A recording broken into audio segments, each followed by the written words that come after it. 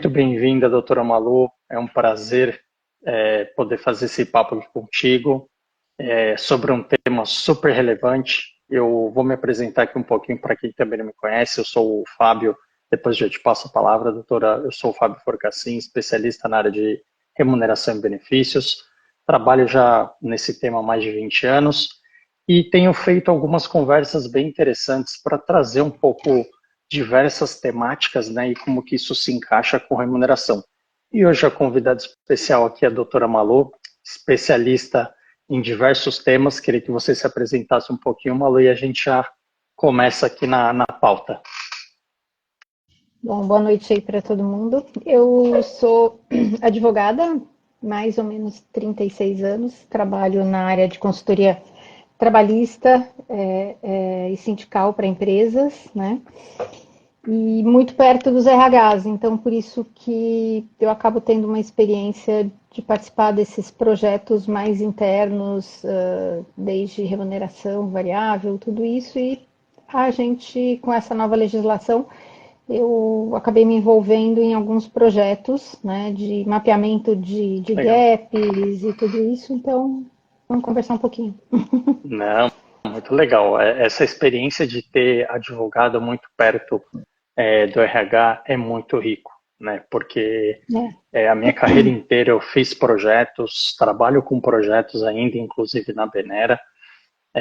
E se você não tem esse lastro, esse apoio jurídico, né? Porque nem sempre a empresa está disposta a correr um determinado risco, né? Então é muito legal esse trabalho que você faz perto dos RHs. Muito legal, que continue e cresça ainda mais. Já entrando aqui um pouco na pauta, doutora, queria aproveitar um pouco esse seu conhecimento e até para a gente nivelar um pouco as informações relacionadas aí a essa temática. Queria que você falasse um pouquinho para a gente o que é essa nova legislação, né, que surgiu sobre equiparação, né, igualdade salarial entre homens e mulheres e as suas implicações nas empresas, porque me parece que esse é um tema que já estava na nossa CLT há um bom tempo, né? Então eu queria te ouvir um pouquinho aí para ir aquecendo aqui os motores. Então, na realidade, é o que você falou, a proibição de diferença salarial por sexo, ela existe na CLT desde 1943, o artigo 5º, né, nem no 461, que o 461 é geral, não permitindo nenhuma diferença salarial para funções de igual valor. Já, na verdade, funções iguais, um pouco diferente de igual valor. Agora, o artigo 5º, ele simplesmente diz que é proibida a diferença salarial em razão de sexo. Né? Ela é uma regra mais generalizada. Isso sempre esteve ali, né? Mas isso nunca impediu de haver uma diferença salarial que hoje está por volta de 20%, né? Em relação a homens em relação a mulheres. Maior quando você fala de mulheres de raça negra, então aí você tem isso por volta de uns 39% de diferença. E o que a nova lei trouxe foi uma multa muito mais alta, né? Uma inserção no artigo 461 de maneira explícita em relação à diferença salarial, não só por gênero, mas por qualquer outra forma de discriminação, né? A raça, a diversidade, enfim. Mas o foco foi realmente a diferença de gênero. Ela traz de maneira explícita, além de pagamento de diferenças salariais, de multa, a possibilidade do pagamento do dano moral, que normalmente as decisões excluíam, né, quando davam a equiparação, diziam, olha, já estou te dando o que a lei diz, que a equiparação salarial não tem que se falar em dano moral.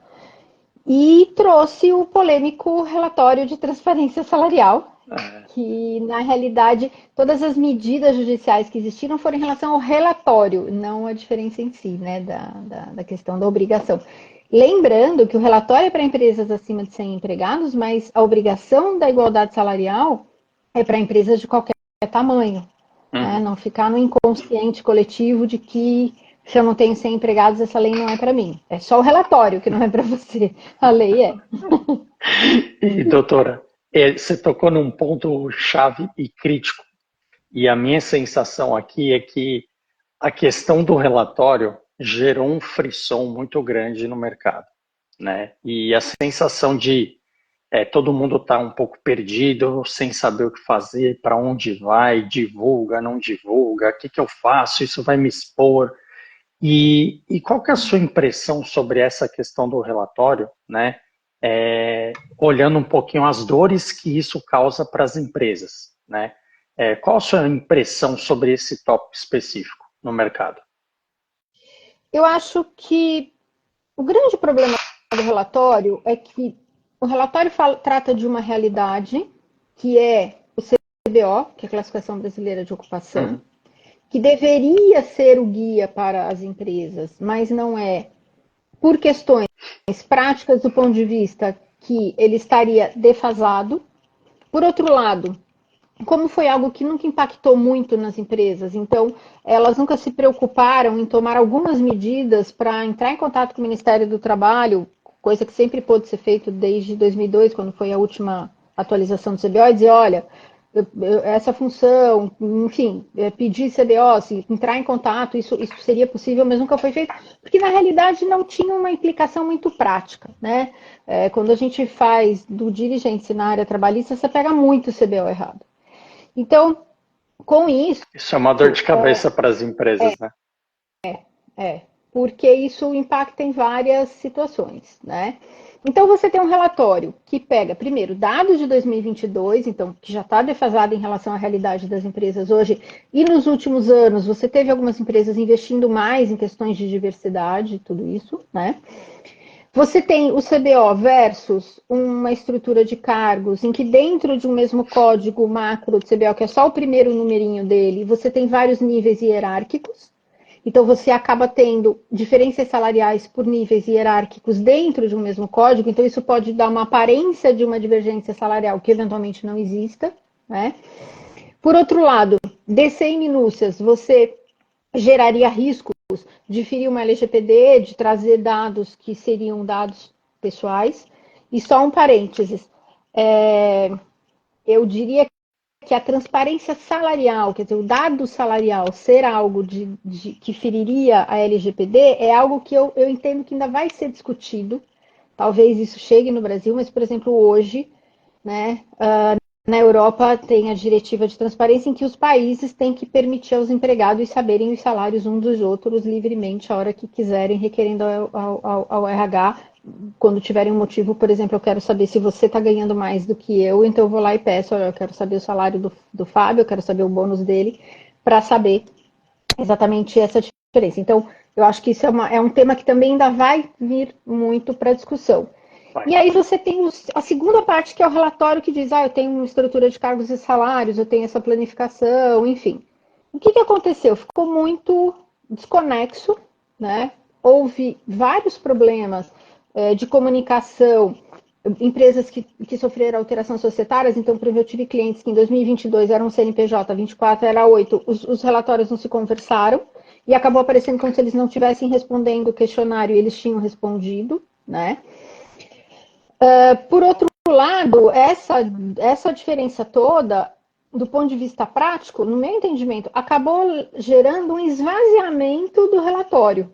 Eu acho que foi feito tanto de afogadilho que todas essas inconsistências acabou tirando o interesse do relatório, porque ficou muito claro de que ele não necessariamente reflete a realidade daquela empresa.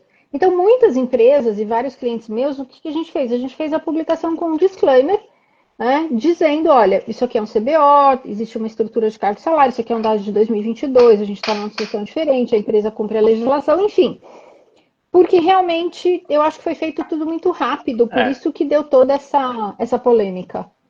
Eu também tenho um pouco essa sensação que foi meio feito muito rápido, a forceps, né? E isso gerou uma baixa credibilidade, né? E para uma temática que é relevante, obviamente, que se existam diferenças precisam ser tratadas, né? Mas eu também eu percebo um pouco esse descrédito, né? Porque como tem muita divergência, você tem que explicar muito. Então, tudo isso já gera um pouco do desinteresse. E eu já queria emendar aqui com uma pergunta relacionada um pouco pela sua experiência. Pegando um pouco esse histórico, né, os dados que você trouxe, doutora Malu, dessas diferenças aí, pensando um pouco de dados macro, tá? O porquê que você enxerga que existam, né, diferenças salariais aí, principalmente quando a gente entra até numa outra camada que seria em negros, né, outras raças, né, vamos dizer assim. Qual a sua visão aí, o porquê que isso acontece na prática? Então, na realidade, eu acho que toda essa diferença salarial, essas divergências, elas acontecem por uma situação primeiro, de falta de mapeamento, né? De questões sociais e culturais, que são situações em que você tem uma questão, e aí, fazendo um parênteses, o porquê, eu vejo assim, o porquê de tanta indignação, né, de muitas empresas, porque as pessoas não conseguem enxergar quando elas fazem uma diferença, não só salarial, mas de crescimento na empresa, contaminada por uma questão de uma visão social. Então, coisas que eu ouvi nessas conversas, né, com clientes, em eventos.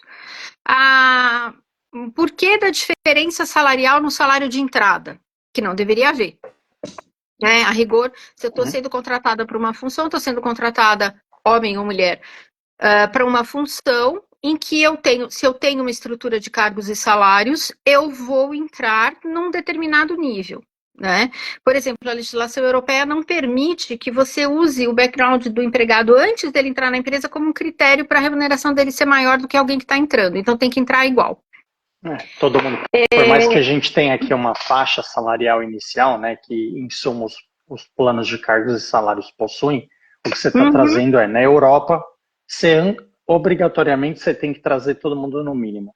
Aqui no Brasil a gente ainda acaba flutuando um pouquinho, você tem o mínimo como referência, mas você pode posicionar um pouquinho mais ou menos, né?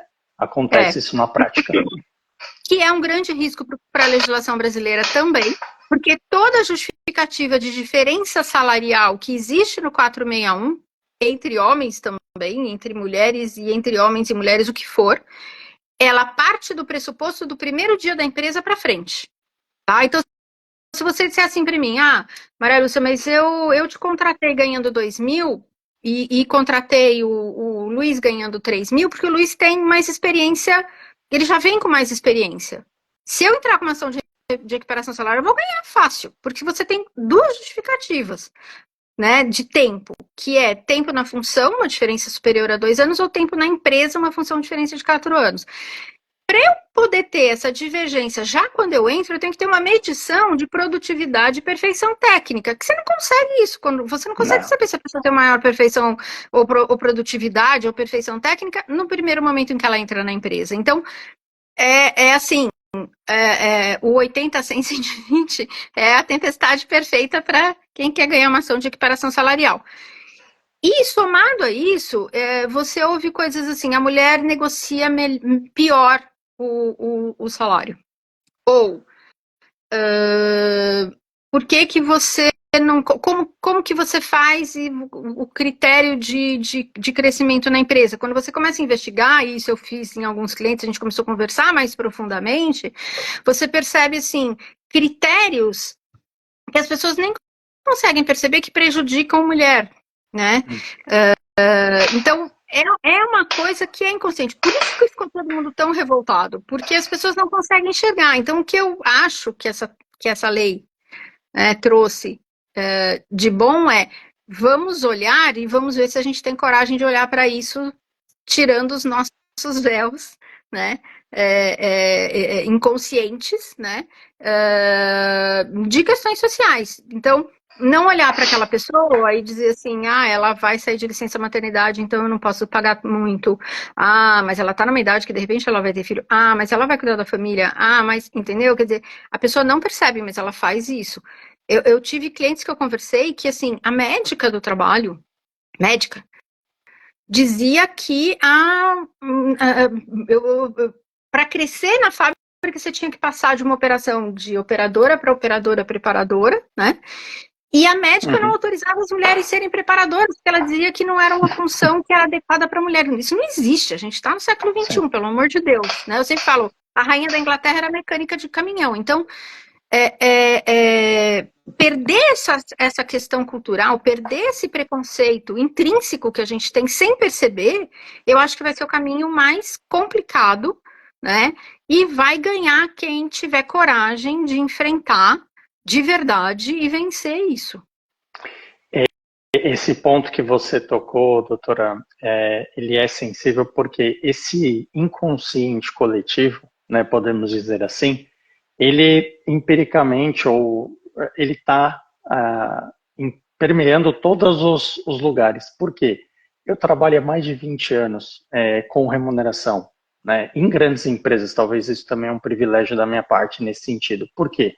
Eu nunca vi nada de forma proposital, ou alguma discussão, ou fazendo ali uma proposta salarial, ou uma análise de mérito, alguém olhando se é homem, mulher, ou qualquer outra coisa. Isso, na vida real, de alguma forma, não existe. Só que o inconsciente, talvez coletivo, nos nossos líderes, né, pensando um pouco nessa questão mais ampla, né, e não somente no salário, porque aí eu enxergo que tem um aspecto que ainda a gente não conseguiu tanto equalizar, e aí algumas empresas, claro, fazem movimentos para combater isso, que eventualmente desligar uma mulher quando volta de licença, né? Então a gente percebe que isso ainda é uma prática que acontece, né? E fora outras questões também, eu não vou poder colocar ela num determinado projeto porque tem que viajar, ou porque tem outras questões. Então, esse tipo de situação, para mim, é um pouco mais clara, né, nas empresas. Isso, para mim, é um pouco mais visível. Mas, salarialmente falando, eu nunca vi, né, nada relacionado. Agora, como a gente vai combater, né, esse viés do inconsciente coletivo, que eu acho que essa lei traz luz para a gente, né, doutora? Porque, na realidade, quando você diz assim, não, eu não vejo nas empresas, nas grandes empresas, essa questão da diferença salarial como algo consciente. Ela não é consciente na maior parte das vezes, tá? Ninguém acorda e fala assim, eu vou pagar menos para mulheres. Existem pessoas que pensam assim? Existem. É a maioria? Eu entendo que não. Mas é tão arraigado que a pessoa não consegue perceber que ela tem isso. E aí, se você perceber as perguntas do questionário, do questionário que a empresa responde, né? Então, assim, quando o Ministério pergunta quais são os critérios que você usa para a promoção de uma pessoa, você vai encontrar ali tudo isso que você falou. Você usa a disponibilidade para fazer hora extra, você usa a disponibilidade para relação com o cliente, você usa a disponibilidade para viagem, por quê? Porque todo mundo sabe que é o que impede, né? Então, eu acho que esse exercício de você fazer essa análise é a única coisa que vai permitir que em agosto você tenha um relatório melhor, que em março do ano que vem você tenha um relatório melhor, mas mais do que qualquer relatório, ainda que esse relatório caia de alguma maneira, ou que ele seja modificado de alguma maneira, a lei está aí. E se você começar a ter fiscalização, e se você começar a ter uma verificação de folha de pagamento e começar a descobrir inconsistências salariais em que você não consegue explicar, eu acho que é uma coisa que precisa ficar muito claro para as pessoas. Se eu tenho uma diferença salarial entre uma mulher e um homem, em que eu justifico dentro do 461, ou eu justifico de uma maneira objetiva, eu não tenho problema. O meu problema é quando eu tenho uma mulher ganhando X e um homem ganhando 2x, só que eu não sei por quê. Né? Então, e eu sempre falo que no Brasil ainda é muito fácil você verificar isso. Né? Em termos europeus, por exemplo, em termos mundiais, quando você fala de trabalho de igual valor, não é a mesma função. É um trabalho que gere o mesmo valor para aquela empresa. E quando eu falo de igualdade de remuneração, aqui está todo mundo falando, mas tem hora extra, mas tem adicional. Por quê? Porque quem tem mais disponibilidade para fazer hora extra? Quem é colocado numa função, eventualmente, que tem uma periculosidade ou que vai trabalhar à noite? Enfim, se você pegar a diretiva de transparência, né, e todo mundo fala assim, você vai comparar o Brasil com a Europa? O Brasil é a nona economia do mundo. Então, desculpa, dá para comparar, né? a gente está na frente de vários países europeus. Então, tem má distribuição, é má gerido, é outra história. Mas então dizer que a gente é uma republiqueta, sem dinheiro, sem um gato para puxar pelo rabo, não. Então, e temos grandes empresas, o que você falou, a gente tem grandes empresas multinacionais que lá fora estão acostumadas a lidar com isso. A gente não está falando de algo que nasceu no Brasil, a gente está falando de pacto global da ONU, a gente está falando de uma OCDE com vários guias, inclusive de devida diligência para a igualdade de gênero, a gente está falando de índices da Bloomberg que tratam de questões de igualdade de gênero. Então, assim, não é que na palestra que eu dei no Coral, até o meu primeiro slide era um marciano com uma lei. Sim, não veio de Marte e não é uma jabuticaba. É algo que se discute no mundo. A Islândia acabou, as mulheres na Islândia acabaram de fazer há pouco tempo uma nova greve geral, porque a diferença salarial lá é de 9%. Então, o que eu entendo dessa questão é, vamos olhar para tudo que está acontecendo, ter coragem de enfrentar. O evento que a gente vai fazer no Migalha, dia 9 de maio, eu não conseguia empresas para vir falar, né? Porque tá todo mundo meio sem saber o que vai dar, o que vai acontecer, as pessoas estão com medo de imagem, né? Então, assim, também não consegui sindicato, tá? Então tá todo mundo parelho ali. Mas como que você vai modificar isso? Você tem que modificar a cultura.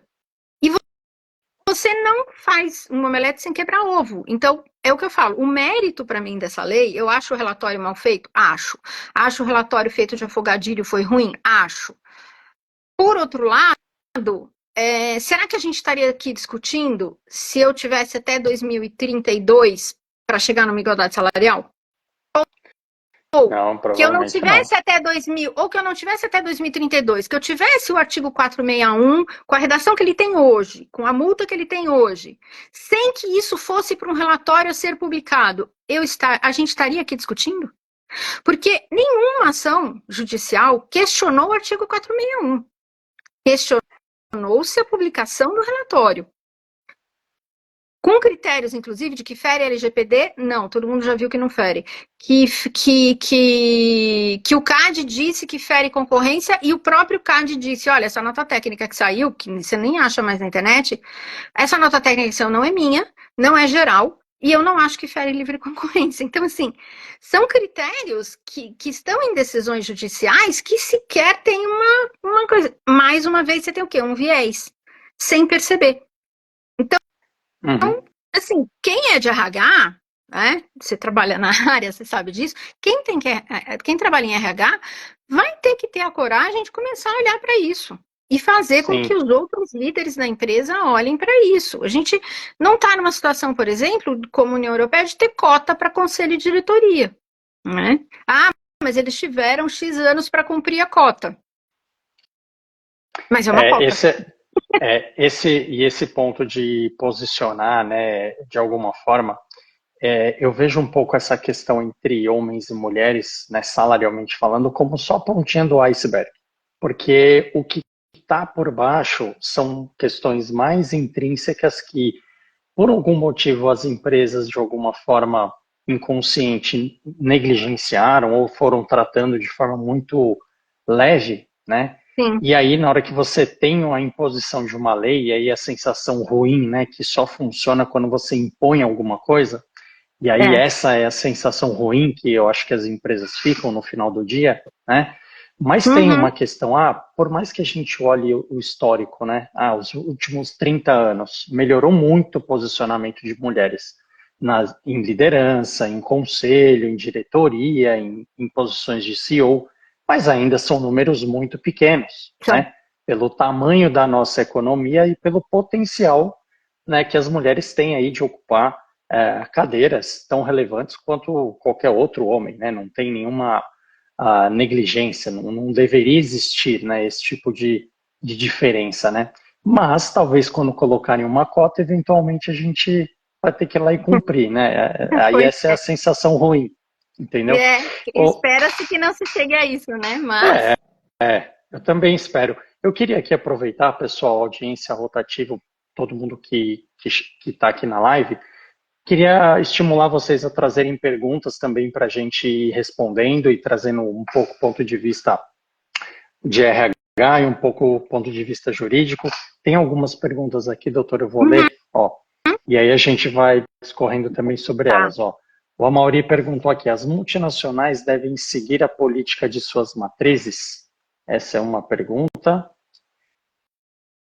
Se quiser responder, pode responder. Sim, vamos lá. Se eu tenho uma multinacional europeia, tá? Ela está sujeita às regras normalmente dos seus países, porque, por exemplo, a gente tem na questão de direitos humanos hoje, né, que envolve igualdade de gênero, legislação já nacional na Alemanha e na França, e que atinge todas as subsidiárias, né? A gente tem algumas regras da União Europeia que, ao gerar uma legislação nacional, atingem, né?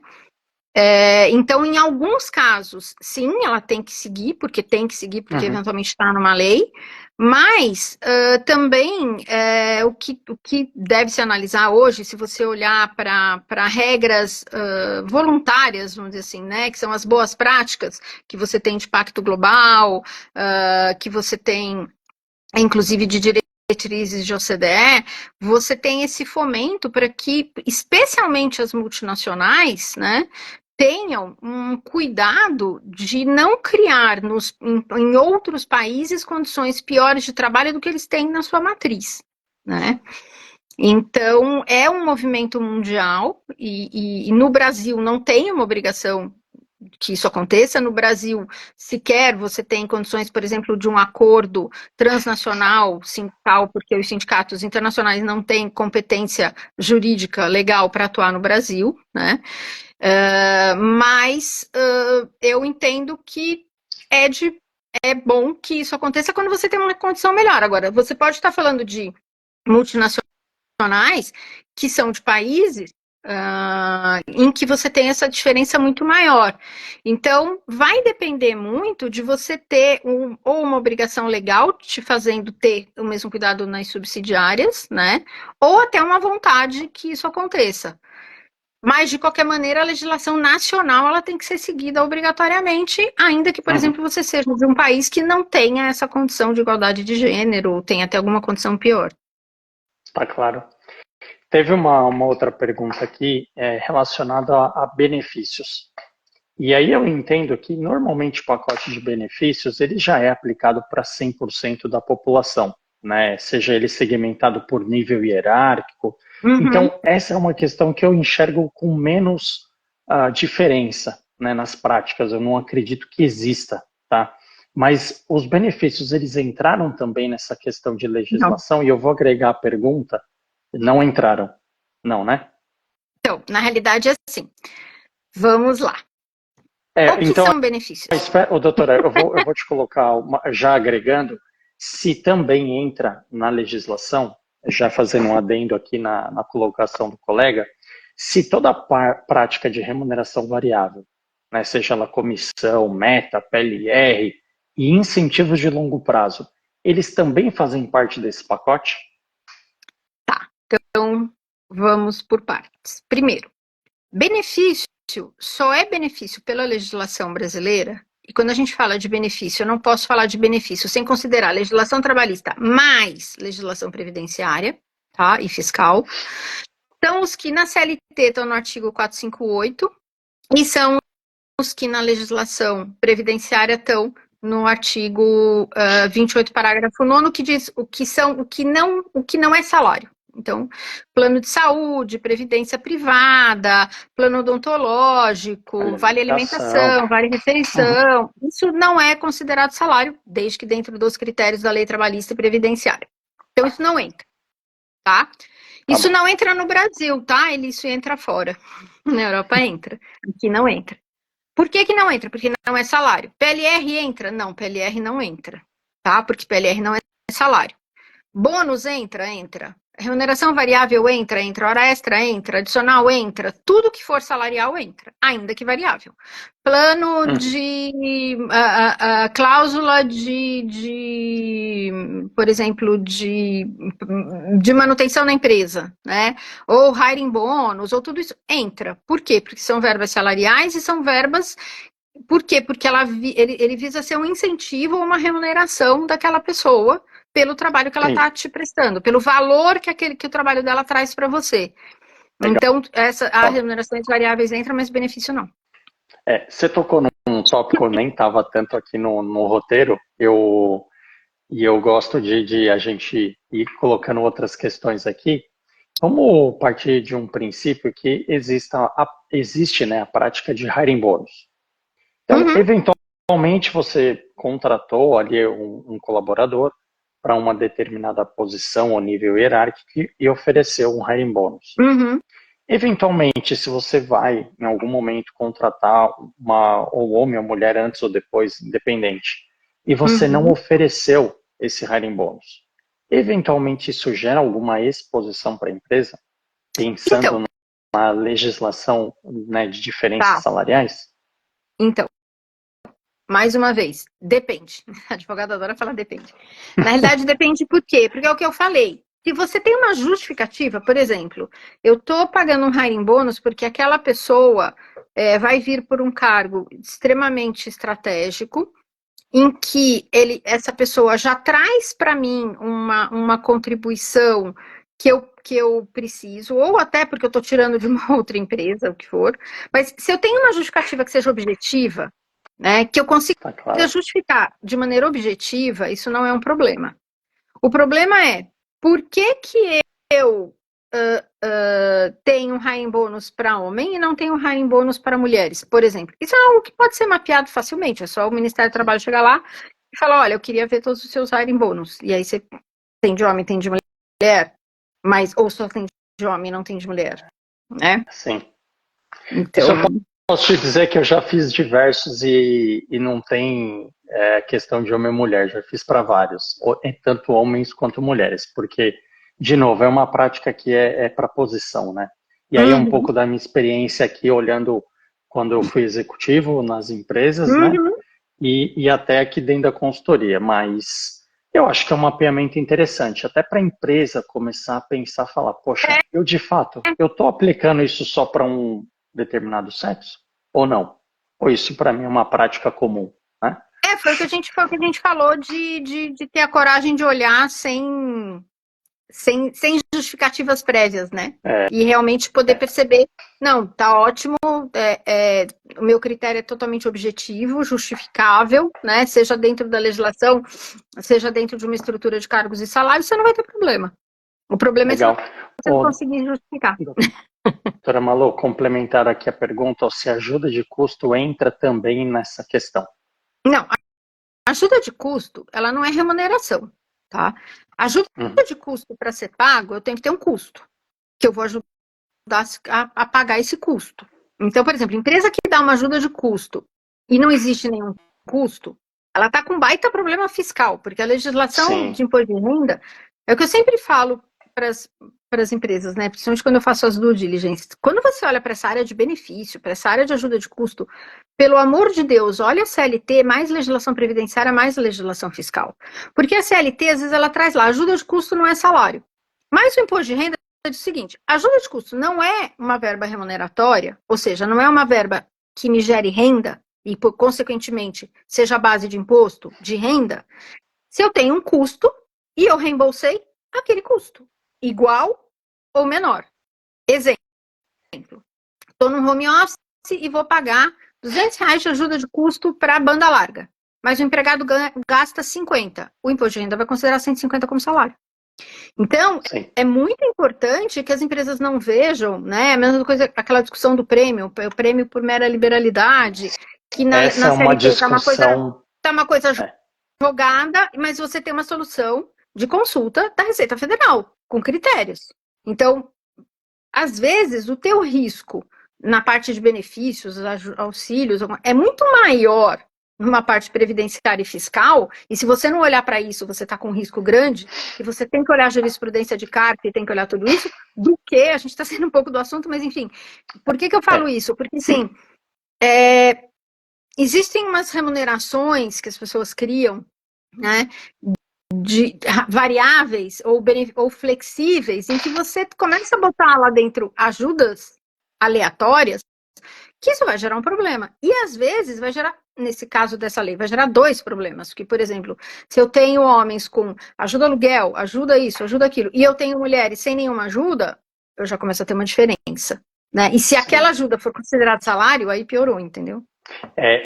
Essa é uma pauta para a próxima live. Já fica aqui o convite aberto, doutora, para a gente falar sobre hiring bônus, tributação, que isso é uma pauta assim, que eu venho também apoiando diversas empresas, e todo mundo quer reduzir custo, e custo com imposto. Só que existe um trade-off bem importante. Você pode até reduzir alguma parte trabalhista, beleza, só que você está correndo eventualmente algum risco fiscal. E aí é um outro jogo. Você não pode analisar remuneração, benefício, ajuda sem olhar tax labor. Não pode. Concordo. Isso é o que eu venho falando também. Alguns clientes são teimosos e querem, né? Mas enfim. Mas aí tudo bem, é um risco que o cliente é que assume, a gente só fala com ele. Exatamente. A Tati fez aqui um complemento, que ela trouxe já alguns candidatos, como o hiring, e se isso gera alguma exposição. Pela sua resposta, né, doutora, se você tiver, Tati, uma boa justificativa dos porquês você está eventualmente fazendo uma oferta de hiring para alguém, independente do sexo, se é homem ou mulher, você está blindado em relação a qualquer diferença ou qualquer equiparação. Tá? Tem que ser bem objetivo. Sendo objetivo não tem problema. Legal. Fazendo aqui um paralelo a um pouco essa questão de objetividade, né? Que dicas você daria, doutora, para as empresas que querem começar a ter esse olhar, né, e começar talvez a utilizar práticas para ir começando a fechar um pouco essas lacunas? Quais seriam suas dicas? Eu acho que eu brinco que é como quando surgiu o PLR, né? Um instrumento de autoanálise. O PLR você faz autoanálise do que não está bom para melhorar e tenta usar o PLR para melhorar. Aqui, o que eu acho muito importante foi algo que eu comecei a fazer com alguns clientes. Primeiro, conversar. Conversar, que eu digo assim, conversa o RH, por exemplo, verifica nos departamentos, verifica na tua documentação o que você tem de estrutura de cargos e salários, se você tem medidas que estão fomentando o desenvolvimento da mulher, se não estão fomentando o desenvolvimento da mulher, né? Então faz esse primeiro mapeamento, o que você tem. E aí você começa a mapear o que você pode melhorar. E caso a caso, porque cada empresa tem uma realidade, cada negócio tem uma realidade, né? Então, assim, você não pode ter uma receita de bolo que eu vou aplicar para um escritório que eu vou aplicar para uma fábrica. Detalhe, eu adoro fábrica. Então, um dos clientes que eu conversei, acho que eu comecei a trabalhar no final da década de 80 com fábrica, negociação de metalúrgico, eu adoro. Não, mas enfim. Paralelo aqui, eu também gosto bastante de fábrica, eu gosto de conhecer os processos, é bem interessante, é bem legal. E aí, a gente estava conversando com os RHs de fábrica e você vai mapeando coisas que você tem que começar onde? Você tem que começar em chão de fábrica e você tem que... eu sou do escritório, tá bom, você começa com a tua menor função, né? Como que aquela menor função cresce? Qual é a maior parte das pessoas tá nessas menores funções? Por que eu não tenho um desenvolvimento de carreira para mulheres? O que eu preciso ter para isso? Então, assim, é muito nesse primeiro momento que eu brinco com meus clientes que isso tinha que ter começado em setembro de 23, mas não adianta, né? O pessoal adora deixar tudo para a última hora, mas agosto tá aí. E agosto você tem que estar com uma coisa um pouquinho melhor, né? Nem que seja já começar com um planejamento de melhoria. Então, se você não fizer um mapeamento honesto e corajoso, você não vai fazer um plano que vai funcionar. Então, minha primeira dica faça uma conversa, de preferência com alguém de fora, né? E chato, que não vai te deixar, né? Não vai querer só te agradar. Tem que ser alguém que realmente vai puxar e dizer, olha, mas tem certeza disso? Tem certeza daquilo? Por exemplo, um cliente que eu estava conversando, uma só das filiais, que era uma fábrica, a gente começou a conversar, eu falei, mas o que você usa de critério para as mulheres crescerem na fábrica? Absenteísmo, quer dizer, em geral, não só mulher, mas absenteísmo, atraso e participação de programa de qualidade. Eu falei, culturalmente, quem é que mais falta por problemas familiares e quem é que mais pode chegar atrasado por problemas familiares? Porque socialmente, né? As mulheres estão sempre mais expostas, né? Porque estão mais expostas. Aí ele a família, a mulher. Mas aí ele tentou consertar. Ele falou assim, não, mas olha, doutora, elas são super comprometidas com a empresa, elas são super bacanas, porque assim, eu fiz as alterações de remuneração, eu conversei com elas, foi super tranquilo. Eu falei, provavelmente ela não contestou nada que você falou, né? Ninguém disse, não, eu mereço ganhar mais, né? Então. Aí ele falou, realmente, mas elas são muito comprometidas, elas trabalham super bem. Eu falei, bacana, quantas mulheres supervisoras de fábrica você tem? Nenhuma. Ou quantas foram promovidas, né? Nenhuma. Eu falei, então, se você não tem nem no nível de liderança de uma célula, uma mulher, e você está dizendo que ela é excelente, você tem alguma coisa errada. O discurso já está fora da prática, né, da realidade. Mas assim, mas foi a primeira coisa que você falou. Essa pessoa estava, entre aspas, de sacanagem? Não! Ele achava que ele estava sendo preconceituoso? Não! Mas ele percebeu que ele estava sendo. Ele falou, não, a gente precisa mudar os critérios. Então, assim, essa conversa franca, sem medos, é que você tem que ter. É a primeira coisa que você tem que fazer. Porque senão não vai dar certo. Se você tentar justificar diferenças injustificáveis, se você tentar justificar que você tem um programa de diversidade, ESG, e não sei o quê, e quando você fala, então me dá a sua política de desenvolvimento da mulher e você não tenta justificar que você está fazendo uma coisa mais abrangente. Para que ele fala, doutora, beleza, tá faltando isso aqui, vamos fazer, entendeu? É isso.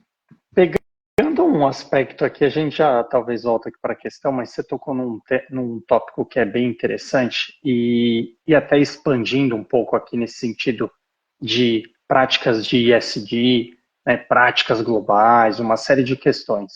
Às vezes eu fico com uma sensação, e eu queria trazer a sua opinião aqui para o debate, que muitas empresas, às vezes, fazem muita fumaça, né, nas mídias sociais, né, eu faço tudo, eu tenho tudo lindo, maravilhoso, né, eu faço toda uma questão, né, de atração e faz parte do jogo. Mas quando você vai entrar no campo de batalha para ver de fato, né, se é walk the talk realmente essa empresa, e aí você percebe que tem um monte de ponta solta.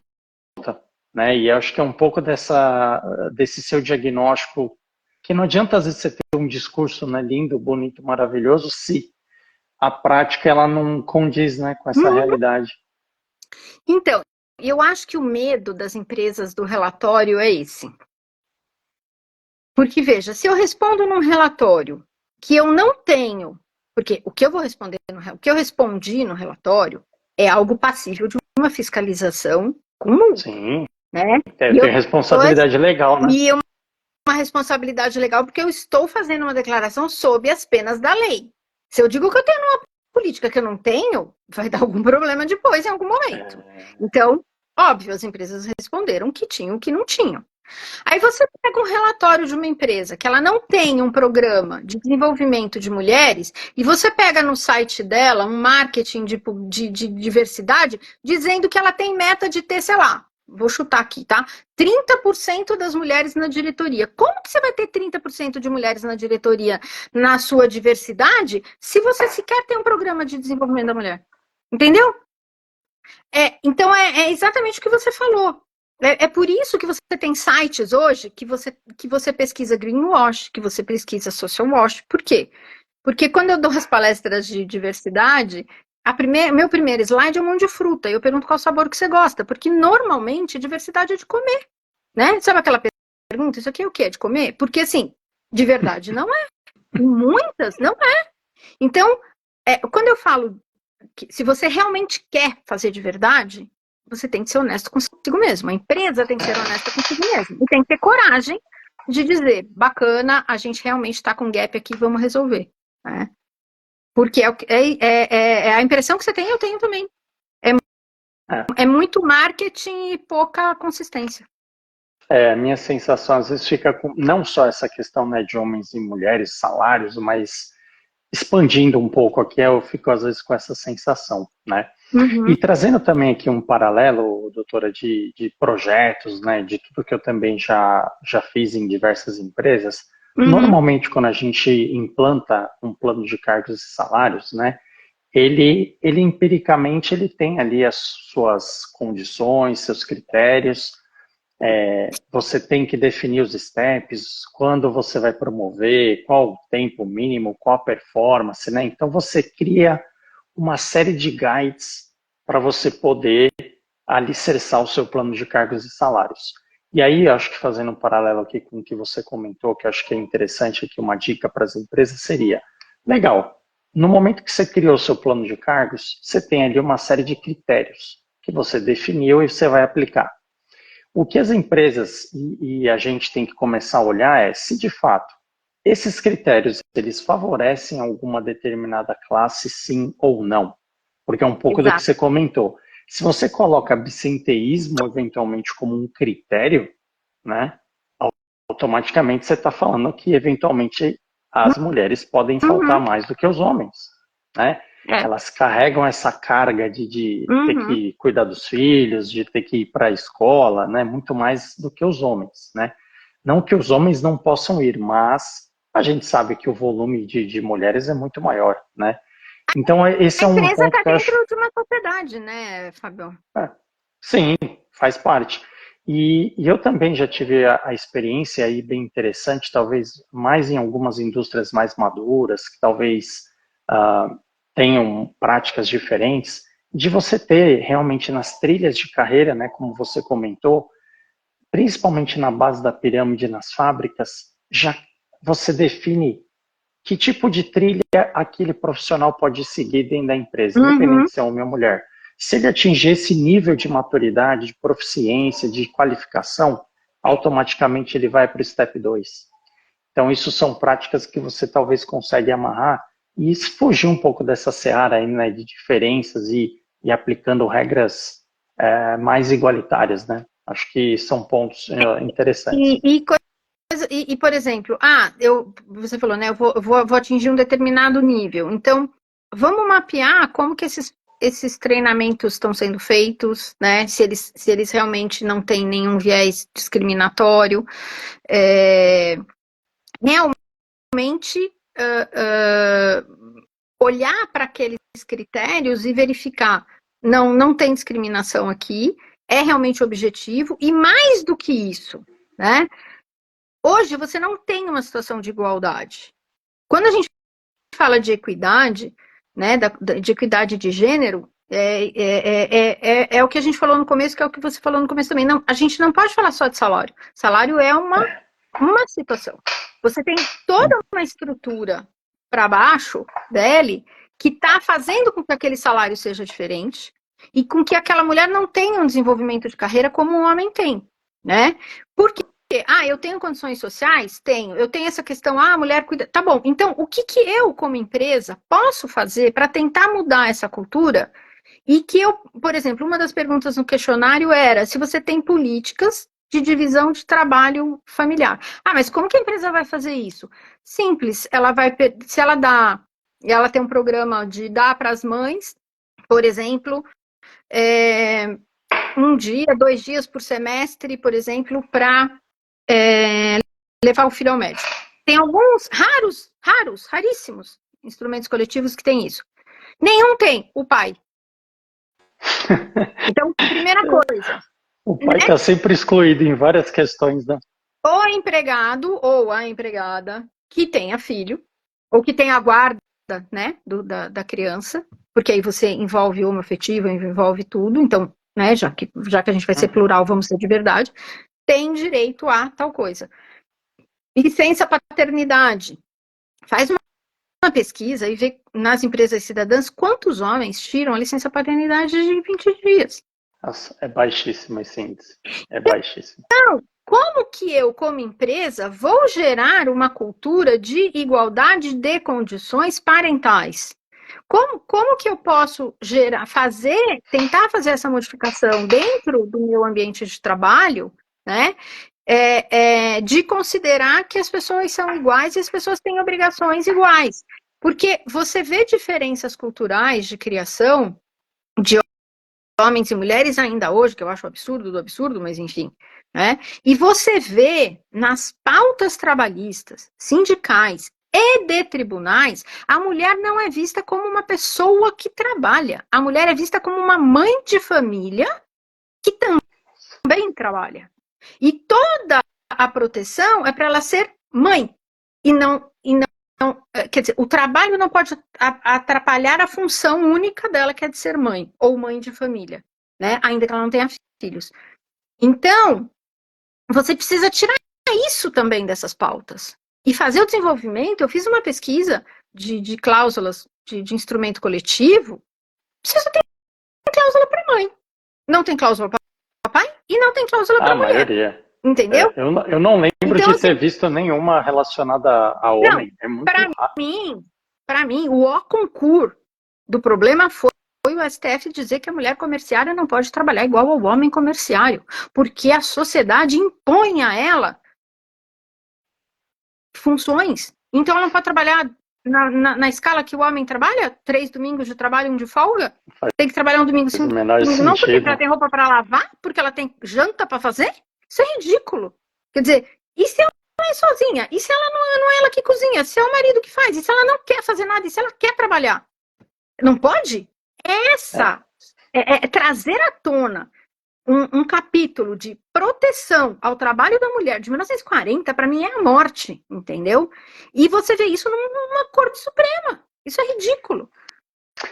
O mais bizarro de tudo isso que você está comentando é que ainda a gente tá discutindo uma coisa assim tão embrionária agora, 2024. O mais absurdo da sua fala, que para mim a gente está em 2024, a gente está tendo que discutir isso que deveria ter sido discutido há 50 anos atrás, meu.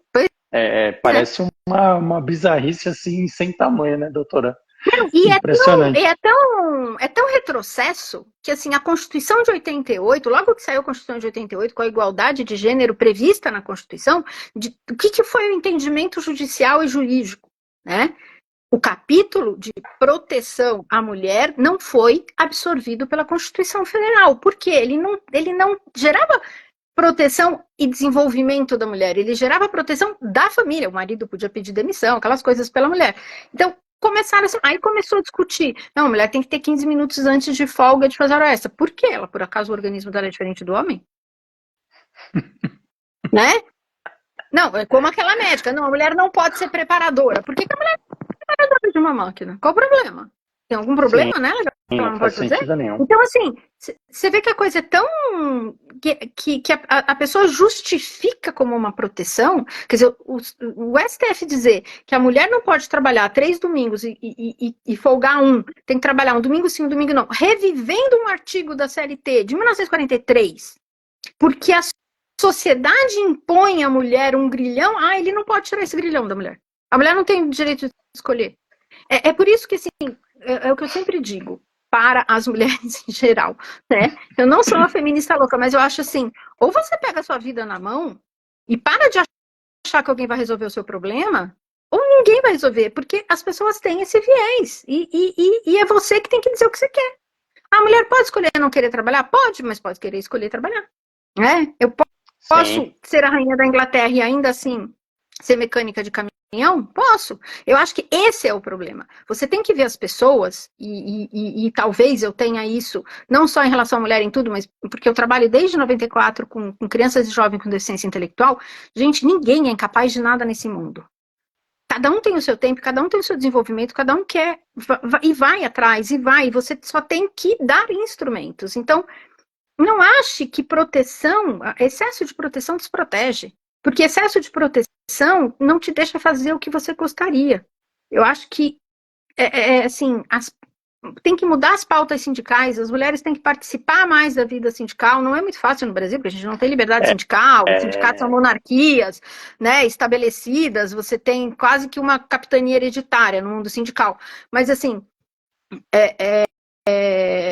Uma das secretárias do Industrial All, que é um dos sindicatos transnacionais muito grandes, com mais de 150 milhões de associados, o que ela disse no mundo é o que a gente tem aqui. Ou a mulher vai para a mesa de negociação e participa das entidades sindicais, ou você vai continuar tendo os sindicatos pleiteando direitos de mãe, de câncer de mama e UFAs de desenvolvimento profissional.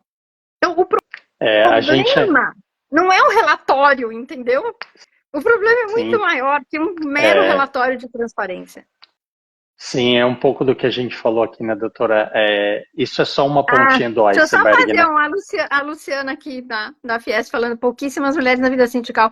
Com certeza, Lu. Sim. Muito provavelmente você enfrenta o que eu enfrento. Só eu, às vezes, na mesa de negociação. Então, é muito, assim, eu ia fazer esse mesmo comentário aqui, obrigado por fazer essa ponte. A gente não percebe ainda as mulheres com esse espaço que já conquistaram nas empresas, né, que aí a gente pode discutir se é pouco ou não, mas, assim, esse posicionamento numa pauta sindical ainda é muito embrionário. É quase que nulo isso ainda. Então, é só para a gente também aqui deixar claro e evidente o tamanho desse gap, o tamanho desse buraco, né? De novo, a gente está aqui a pontinha do iceberg. O que está dentro ainda do mar, a gente ainda mal sabe tudo que a gente precisa pouco... E a gente tem que fazer uma justiça aqui, por exemplo, o Sindicato dos Bancários é um sindicato que tem uma diretoria equilibrada, que tem, pelo menos a última vez que eu vi uma presidente mulher. E é um dos mais maduros, né, doutora? E se você olhar as pautas de negociação, por exemplo, você tem cláusulas de proteção da mulher que sofre violência, garantindo o trabalho dela em algum outro lugar. Então, assim, ela é vista como uma mulher profissional, não como uma vítima, mãe de família. Eu acho que isso é essencial.